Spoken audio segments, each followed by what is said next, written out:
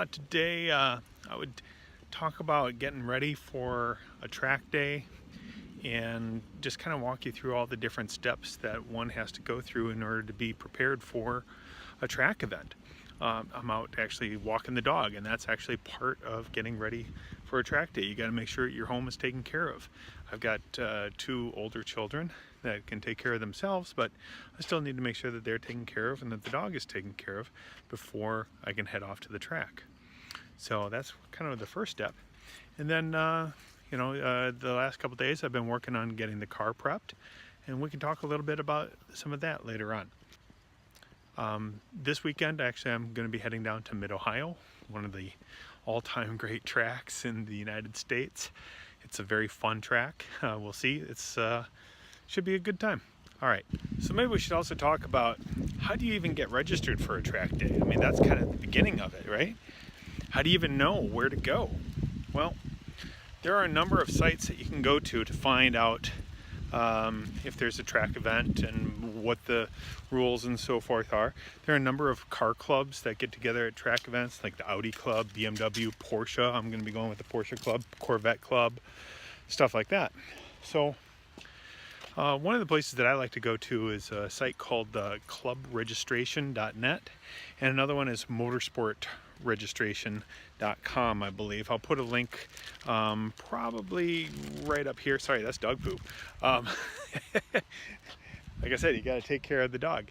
Anyway, you go there and you type in, look for an event in your area and see when the dates are, and you can contact the register.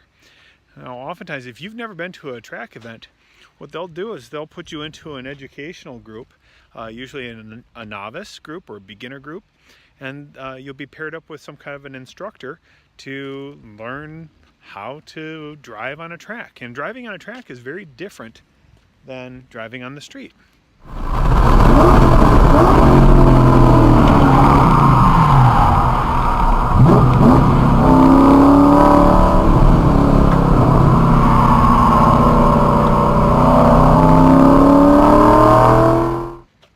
So that's kind of the first step. And then once you've decided that that's what you want to do, you sign up and pay a little bit of money. And the next thing you do is you get your car ready for that event. And every club has their own rules and regulations for what you need to do to prepare. Some are stricter than others, and it's kind of a mix. And as you register for some of these things, you learn which ones work and for you and which ones don't. So anyway, I'm going to show you for the group that I'm going out with, which is the Northern Ohio Region Porsche Club of America, or NORPCA, and I'll show you what their registration form is like and getting your car ready so that you can show up at the event. So this is my track car. It's a dedicated 1986 and a half Porsche 928S. It's got a full cage and everything. I think you can see that in my other videos, but this is what I wanted to show you here. So this is the car safety and tech inspection form that comes from the Northern Ohio Region PCA Club. And you can see they ask you to do this stuff. They tell you, like, what are some of the key things that need to be done. You have to make sure all your wheels are tight and so forth, and that's pretty standard fare. If you're not familiar, talk to the chief driving instructor and he'll walk you through some of that stuff, and then you have to sign off on it and make sure that you're not going to sue them. But the other thing though is on the back you've got a number of items that need to be checked before every event, and you can see they've got a section here for the driver and then also for the mechanic, and some places require you to have a mechanic look at it, and some places are okay with you just doing it on your own. I highly recommend, if it's your first one, have a mechanic look at it. Have somebody else look at these things. Your brake lights need to be working, pedals need to work, and so on and so forth.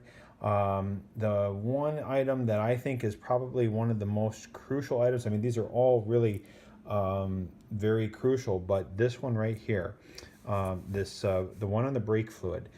I just flushed all of my brake fluid last night and made sure that I've got nice fresh fluid and that the pedal is nice and hard.